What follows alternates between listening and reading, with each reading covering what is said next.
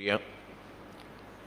اس وقت ملک شدید گرمی کی لپیٹ میں ہے اور سخت موسم ہے، اور ان دنوں میں ظاہر ہے کہ جو بھی موسم کی شدت ہوتی ہے اس کو عوام جھیل رہے ہوتے ہیں، لیکن اس شدت کو جو مزید بڑھا دیتی ہے وہ حکومت کی نااہلی ہے، کرپشن ہے، اور مسلسل وہ طرز حکمرانی ہے جس نے پاکستان کے عوام کو بدترین صورتحال سے دوچار کر دیا ہے۔ اس وقت پورے ملک میں بجلی کی لوڈ شیڈنگ ہو رہی ہے، اور ایسے حالات میں ہو رہی ہے کہ جب پاکستان کی قوم 2800 ارب روپے وہ ادا کر رہے ہیں کہ جس کی بجلی بن بھی نہیں رہی اور ہم خرید بھی نہیں رہے، اور ہمارے بلوں میں وہ پیسے لگ کر آتے ہیں۔ اور جب اتنی ایکسس بجلی اور اس کے معاہدے موجود ہوں اور پھر بھی لوڈ شیڈنگ ہو رہی ہو تو نااہلی، بدعنوانی، کرپشن، اس کے علاوہ اور اس کو آپ کیا زبان دیں گے؟ تو ایسے حالات میں اس وقت پاکستان کے عوام موجود ہیں۔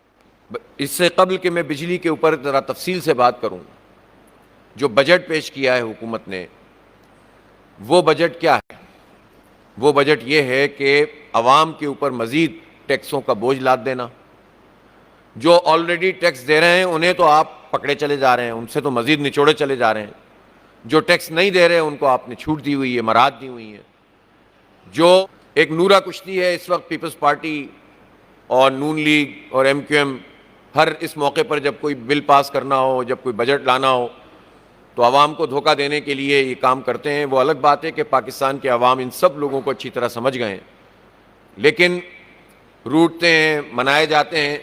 اس روٹنے کے عمل اور منائے جانے کے عمل میں پاکستان کے عوام کو کیا ملتا ہے؟ ہاں، ان پارٹیوں کو وزارتیں مل جاتی ہیں، ان کو مزید مراحت مل جاتی ہیں، اور اس طرح یہ لوٹ مار کا جو پورا نظام چل رہا ہے وہ مزید طاقتور ہو جاتا ہے۔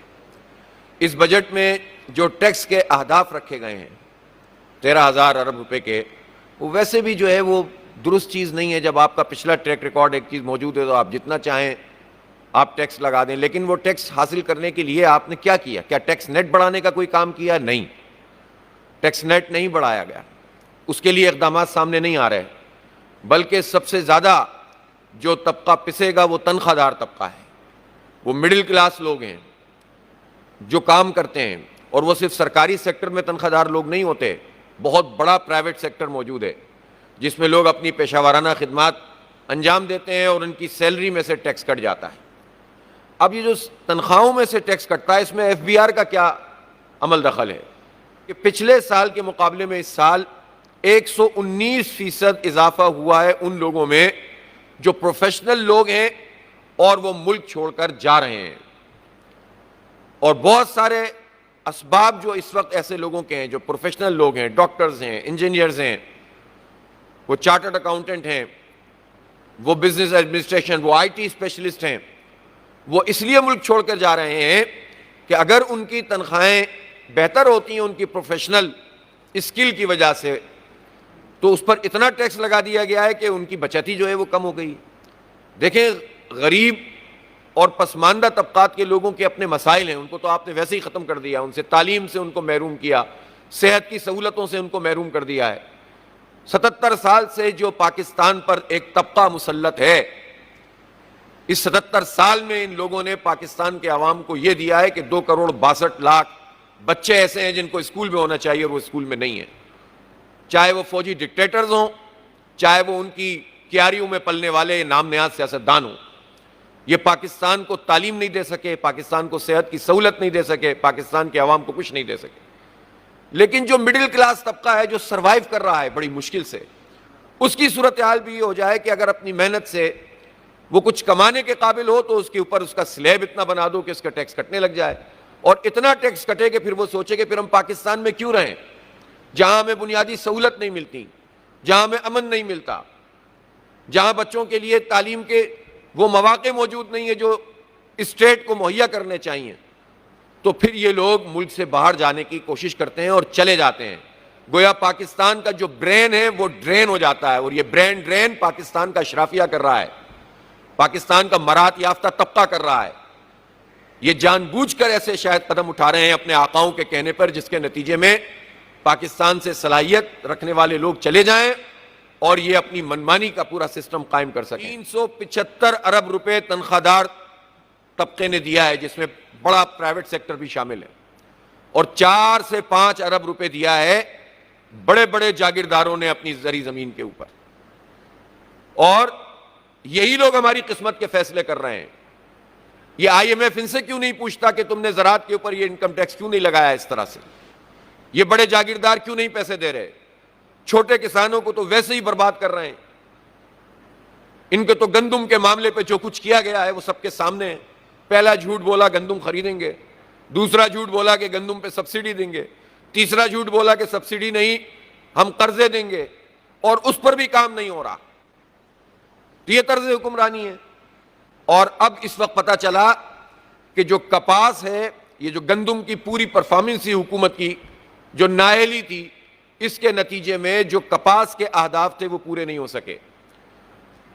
گنا جن لوگوں نے 6 مہینے پہلے فروخت کر دیا تھا اس کے پیسے نہیں ملے۔ میاں صاحبان سمیت جو حکمران طبقہ ہے اس میں بڑی تعداد میں وہ لوگ موجود ہیں جن کی شوگر ملز ہیں، انہوں نے جنوری میں گنا خریدا تھا، آج جون جو ہے ختم ہونے جا رہا ہے اور انہوں نے پیمنٹ ادا نہیں کی ہے لوگوں کی۔ کیسے چھوٹے کاشتکار آگے بڑھ سکیں گے؟ کیسے زراعت جو کہ ہماری بیک بون ہے، کچھ بھی نہ ہو ملک میں تو یہ زراعت ہی آپ کو بچا سکتی ہے، آپ اس کی پالیسی بناتے ہیں۔ لیکن جو بڑے جاگیردار ہیں جن کی ہزاروں ایکڑ سینکڑوں ایکڑ زمین ہے، ان سے آپ ٹیکس وصول نہیں کرتے اور چھوٹے لوگوں کے اوپر ہی سارے بوجھ لاتے ہیں۔ برات یافتہ طبقے کو مزید طاقتور بنا رہے ہیں اور تنخواہ دار طبقے کی کمر توڑ رہے ہیں، ان کو نچوڑ رہے ہیں۔ یہ کون سا نظام ہے؟ اور پھر آپ یہ کہیں کہ ایک شاہی فرمان جاری کریں وزیر خزانہ صاحب کہ میں تو سمجھتا ہوں کہ پاکستان کے سارے اداروں کو بیچ دینا چاہیے۔ آپ ہیں کون بھائی؟ کہاں سے تشریف لائے ہیں؟ کس کے کہنے پر آپ کا اپوائنٹمنٹ ہوا ہے؟ آپ ہوتے کون ہیں پاکستان کے مستقبل کے لیے ایسے احکامات جاری کرنے والے؟ کس نے آپ کو یہ اختیار دیا ہے کہ آپ ایسی اندھی پرائیویٹائزیشن کے بیان جاری کریں؟ پہلے آپ یہ تو بتائیں کہ جن پارٹیوں سے آپ کا تعلق ہوتا ہے ان پارٹیوں نے یہ ان اداروں کے ساتھ کیا کیا ہے؟ یہ پی آئی اے تو ایسا ادارہ نہیں تھا جو انہی حکمرانوں نے جس کا حال یہ کر دیا ہے۔ یہ تو پروفٹ میں بھی تھا، پوری دنیا کے لیے ایک رول ماڈل تھا پی آئی اے۔ اس کا بیڑا غرق جن لوگوں نے کیا ہے ان کو کٹہرے میں تو کھڑا کرو، پھر اس کے بعد کہو کہ اس کی پرائیویٹائزیشن ایسی ہونی چاہیے، یہ قوم پر بوجھ ہے۔ یہ 2008 میں اگر پاکستان اسٹیل پروفیٹیبل ادارہ تھا تو اس کو کیوں تباہ کیا؟ یہ نواز شریف صاحب نے اس کی گیس کیوں بند کی تھی؟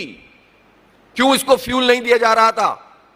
کوئی پوچھے نا کہ قومی اداروں کو تباہ کرنے میں آپ کے ان اقدامات نے جو کردار ادا کیا ہے اس کا بھگتان یہ ہے کہ آپ ان سب اداروں کو بیچ دیں، ان کی زمینوں پہ قبضہ کر لیں اور آپ کو پریشانی بھی کوئی نہ ہو۔ تو جن اداروں کی پرائیویٹائزیشن ہوئی ان کا کیا ہوا؟ اس کا تو مطلب یہ ہوا کہ ان اداروں میں سے بہت سارے اسٹریٹجک ادارے ہیں۔ اگر ان اسٹریٹجک اداروں کو بھی اسی طرح اندھی پرائیویٹائزیشن کا شکار کر دیا جائے گا تو یہ تو پاکستان کے لیے بہت بڑا خسارے کا سودا ہو سکتا ہے۔ اس لیے یہ اس طرح کے فرمان جاری کرنے سے پاکستان نہیں چلے گا۔ آپ کو بتانا پڑے گا کہ آپ کی اپنی پرفارمنس کیا ہے اور آپ نے ان اداروں کو کیوں تباہ کیا ہے۔ اس لیے یہ جو پورا بجٹ ہے یہ کوئی روایتی جملہ نہیں ہے کہ عوام دشمن بجٹ ہے، یہ واقعتاً عوام دشمن بجٹ ہے۔ اور اب جو اس وقت بجلی کے بل آ رہے ہیں، یہ بل نہیں آ رہے، بجلی کے بم آ رہے ہیں ہر گھر میں۔ آپ سوچیں تو صحیح، تھوڑے تھوڑے سے یونٹ استعمال کرنے والے لوگوں کو پھر یہ انہوں نے سلیب سسٹم اس طرح سے بنا دیا ہے، اور جان بوجھ کر میٹر ریڈنگ میں جو یہ گرم مہینے ہوتے ہیں اس میں جتنے بھی یہ ادارے ہوتے ہیں اس میں بل کو بڑھانے کے لیے حکومت کی طرف سے ایک خاص انسٹرکشن ہوتی ہے کہ اگر سلیب کو آگے بڑھانا ہے تو ذرا 2 دن بعد جا کر آپ ریڈنگ لے لیں، اور اس کے نتیجے میں یہ بل بے پناہ ایکسیڈ کر جاتا ہے۔ اب لوگ پریشان حال ہیں اس وقت ہم کیا کریں۔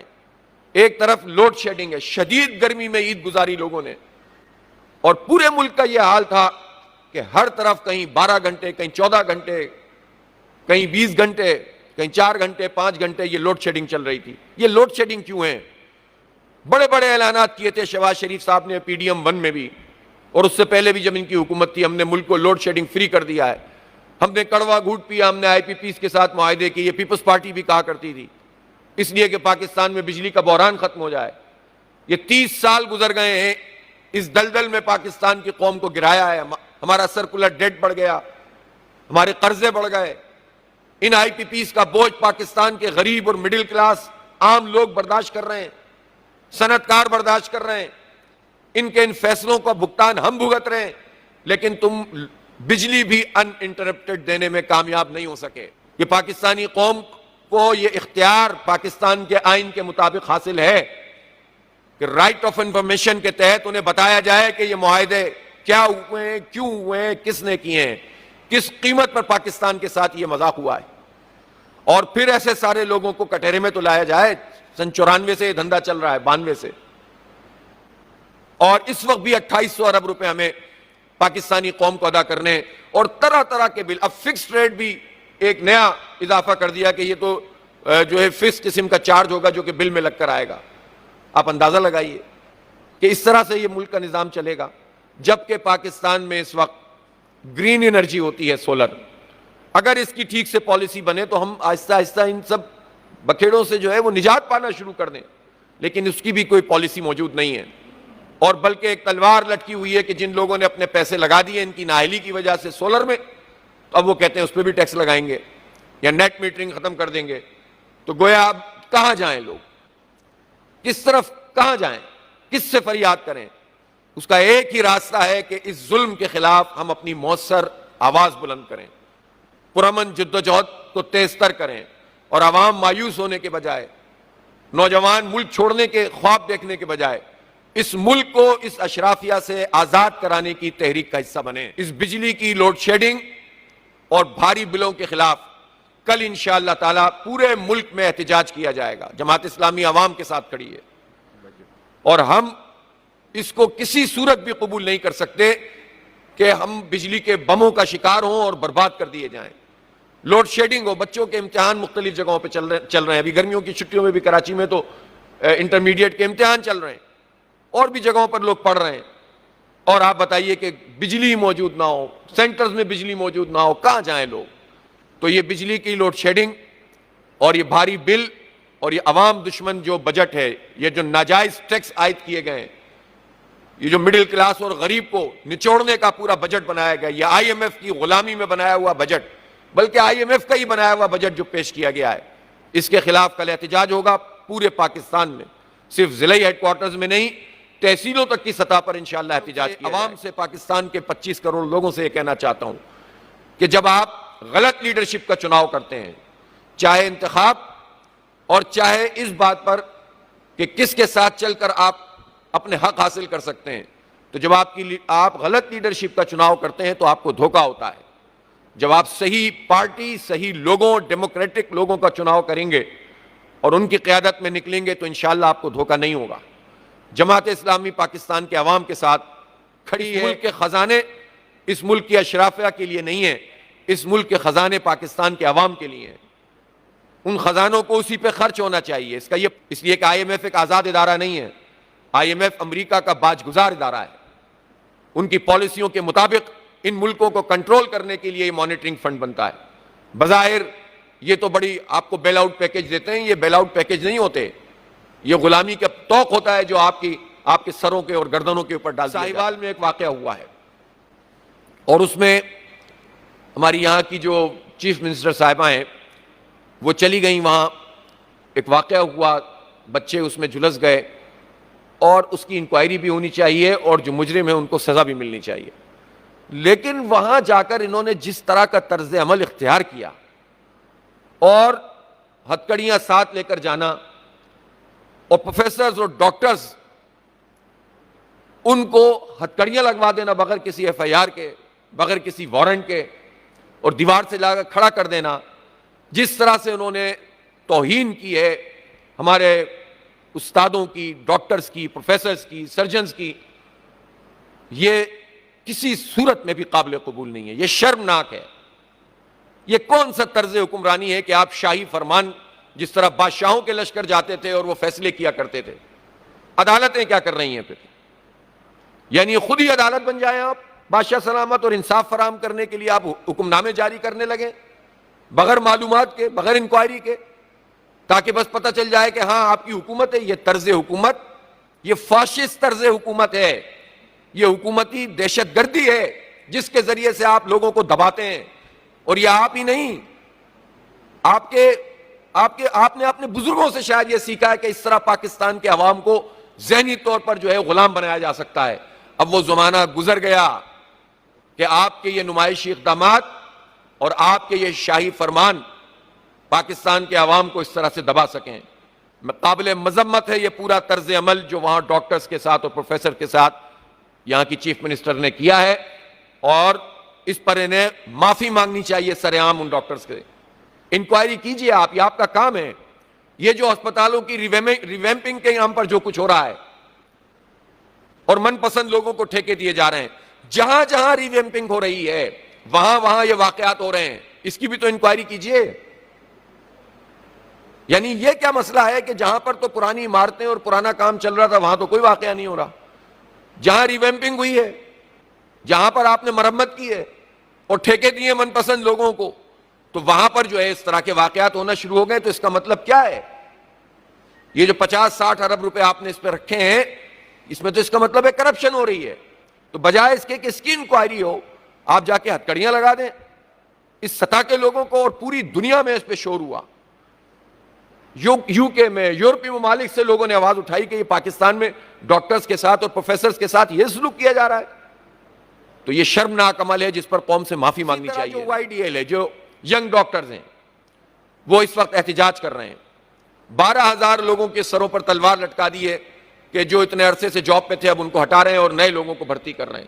او بھائی، جو آلریڈی خدمات انجام دے رہے ہیں آپ ان کو اس طرح سے، پہلے ہی لوگ برین ڈرین ہو رہا ہے. ہمارا میڈیکل کے شعبے میں اس وقت شدید کرائسس ہے، اور وہ کرائسس یہ ہے کہ ڈاکٹرز یہاں پر ٹکتے ہی نہیں ہیں، یہاں سے چلے جاتے ہیں پالیسیوں کے نتیجے میں. جو پیرامیڈیکل اسٹاف ہے وہ بھی شارٹ ہے اس وقت. اور آپ مزید ایسے اقدامات کریں جس سے جاب کی انسیکیورٹی ہو تو لوگ کہاں رکیں گے؟ تو لوگ نکلنا چاہتے ہیں پھر یہاں سے. تو بجائے اس کے کہ آپ ان کو ریٹین کریں، یہاں پر موجود رکھیں، ایسی پالیسیز بنائیں، آپ تو مزید ان کے اوپر تلوار لٹکائے ہوئے ہیں نئی بھرتیاں کرنے کے لیے. تو یہ کس طرح قابل قبول ہو سکتا ہے؟ ان کا احتجاج بالکل درست ہے. پھر جو نرسز کے ساتھ جو سلوک کیا جا رہا ہے، تو ہم اس احتجاج کی تو حمایت کرتے ہیں، لیکن میں یہ ضرور اپیل بھی کرنا چاہتا ہوں کہ یہ بڑا نازک قسم کا معاملہ ہے اور آپ کا شعبہ ایسا ہے. میں ڈاکٹر سے بھی اپیل کرتا ہوں کہ کسی بھی صورت میں عوام کا نقصان نہیں ہونا چاہیے. ایمرجنسی ٹھیک ہے، کھلی ہوئی ہے، لیکن ظاہر مریض آتے ہیں، وہ پریشان ہوتے ہیں، تو ان مریضوں کا بھی خیال رکھیں. لیکن ہم ان کے جو مطالبات ہیں ینگ ڈاکٹرز کے، ان کے ساتھ ہیں. اور کل بھی میں نے ان کے پریزیڈنٹ سے بات کی ہے، اور ہم ان کو یقین دلاتے ہیں کہ جو ان کی جینوئن ایشوز ہیں، جماعت اسلامی ان ڈاکٹرز کے ساتھ کھڑی ہے، ینگ ڈاکٹرز کے ساتھ کھڑی ہے. لیکن میں ان سے یہ بھی اپیل کرتا ہوں کہ ایسا کوئی بھی قدم جس کے نتیجے میں عوام کا نقصان ہو، اس سے احتراز کریں، اس سے بچنے کی کوشش کریں، اور جو ان کے جائز مطالبات ہیں اس کو پوری قوم ان کے ساتھ انشاءاللہ تعالیٰ کرے. قوم 47 پر آنے والے لوگ یہ چاہتے ہیں کہ بس اب آ گئے ہیں تو مسلط ہوں، طاقت کے ذریعے سے حکمرانی کریں، بجٹ اس طرح کے پیش کریں، IMF کے کہنے پر سارے کام کریں، امریکہ کی خوشنودی حاصل کریں، اسٹیبلشمنٹ کو خوش رکھیں، تو بس ان کی حکومت چلتی رہے گی. لیکن میں یہ ضرور کہنا چاہتا ہوں کہ اب دنیا بدل رہی ہے، اب یہ سب کچھ نہیں ہوگا. ان نمائشی اقدامات کے نتیجے میں حکمرانی نہیں ہو سکتی. ان نمائشی طریقوں سے، اس بادشاہی طرز حکومت سے عوام اس طرح سے دبائے نہیں جا سکتے. بالآخر انہیں جو ہے وہ اس پوری صورتحال کا سامنا کرنا پڑے گا کہ جب ان کے بس میں کچھ بھی نہیں رہے گا. بہت بہت شکریہ.